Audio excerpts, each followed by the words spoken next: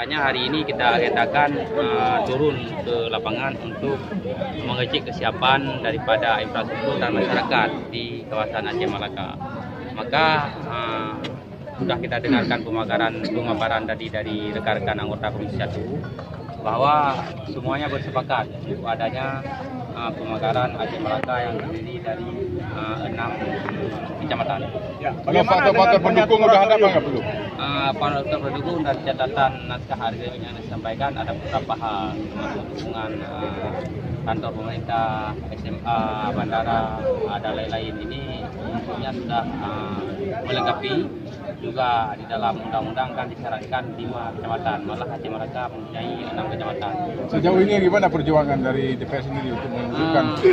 Sejauh ini kita pertama melihat dari aspek aturan yang ada, bahwa setelah lahirnya rekomendasi dari DPR, rekomendasi dari Bupati dan diturunkan ke Aceh, maka lahir di Komisi 1 yang membidangi masalah hukum, politik, keamanan dan pemerintahan.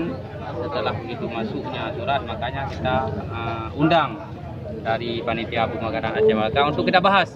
Maka setelah ada pembahasan di komisi, kita melakukan kunjungan lapangan pada hari ini untuk melihat kesiapan daripada masyarakat, baik menyangkut dengan infrastruktur dan lainnya.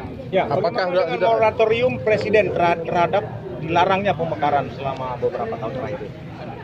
Kita tidak melihat masalah moratorium DOB atau tidak moratorium. Yang penting persiapan berkas dulu daripada DOB Aceh Malaka, karena setelah siap berkas tentu ini juga akan tahun politik.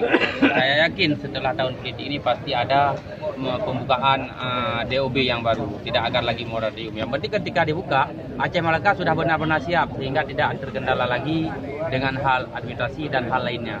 Ya, satu lagi, ini kegiatan hari ini DPR datang kemari dinilai ada bernilai politis.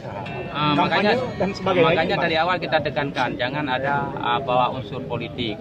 Walaupun kehadiran Aceh Malaka nantinya berkaitan dengan politik, keputusan politik, tapi kita menganggap ini jangan bawa unsur politik karena menjelang waktu pileg, ya kan? Waktu pileg ini juga harus kita jaga sinkronisasinya agar keamanan dan kenyamanan masyarakat di dalam Aceh Malaka ini benar-benar terjaga. Oke.